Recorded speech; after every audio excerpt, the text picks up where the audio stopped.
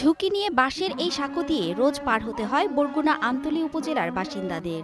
পাশেই পড়ে আছে ভাঙা সেতু, তবুও সাঁকোই ভরসা। কিন্তু সাঁকো পার হওয়ার সময় প্রায়ই ঘটে দুর্ঘটনা।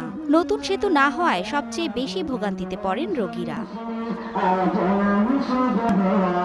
ফুট ওভারব্রিজ প্রকল্পের আওতায় ২০০৮ সালে বরগুনার আমতলী উপজেলায় স্থানীয় সরকার প্রকৌশল অধিদপ্তর আওয়ালনগর সেতুটি নির্মাণ করেন। তবে নির্মাণের কয়েক বছরের মধ্যেই সেতুটি ঝুঁকিপূর্ণ হয়ে যায়।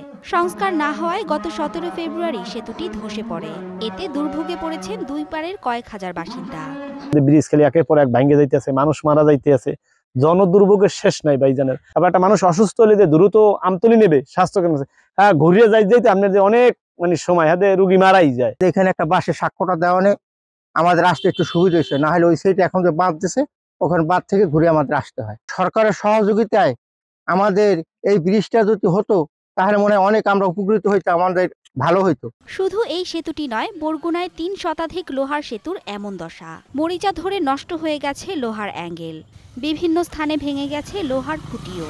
যানবাহন তো দূরের কথা, সাধারণ মানুষেরও ঝুঁকি নিয়ে চলাচল করতে হয় সেতু দিয়ে। এই কিছুদিন আগে এই ব্রিজটা ভাঙ্গিয়া দুইটা ছেলে পড়ে গেছে, একটা ছেলে বরিশাল তাক গেছে। তাড়াতাড়ি দ্রুত ব্রিজটা করা হয়, করা হইলে এই ৪-৫ গ্রামের লোকের উপকার হইবে, কাজে আসবে, তারা খুবই কষ্ট পাইতেছে। সংস্কার করেও যদি মানুষের চলাচলের একটা ব্যবস্থা দ্রুত করা যায় তাহলেও একটা মানুষের আর কি চলাচলের জন্য সুবিধা হবে। ওই ব্রিজগুলো পরিত্যক্ত ঘোষণা করে খুব দ্রুতই ওখানে আমাদের গার্ডার ব্রিজ নির্মাণের জন্য উদ্যোগ গ্রহণ করার জন্য আমি জোর দাবি জানাচ্ছি।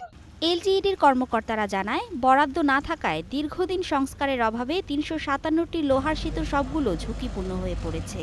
ঝুঁকিপূর্ণ সেতুর তালিকা মন্ত্রণালয়ে পাঠানো হয়েছে। বরাদ্দ পেলে সেতুগুলো সংস্কার কিংবা পুনর্নির্মাণ করা হবে বলে জানান নির্বাহী প্রকৌশলী।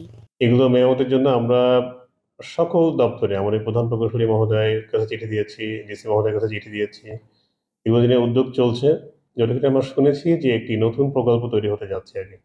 যদি সেই প্রকল্পটি তৈরি হয় তাহলে হয়তো অনেকগুলো সেতু সেই প্রকল্পের আওতায় মেরামত করা যাবে আর কি।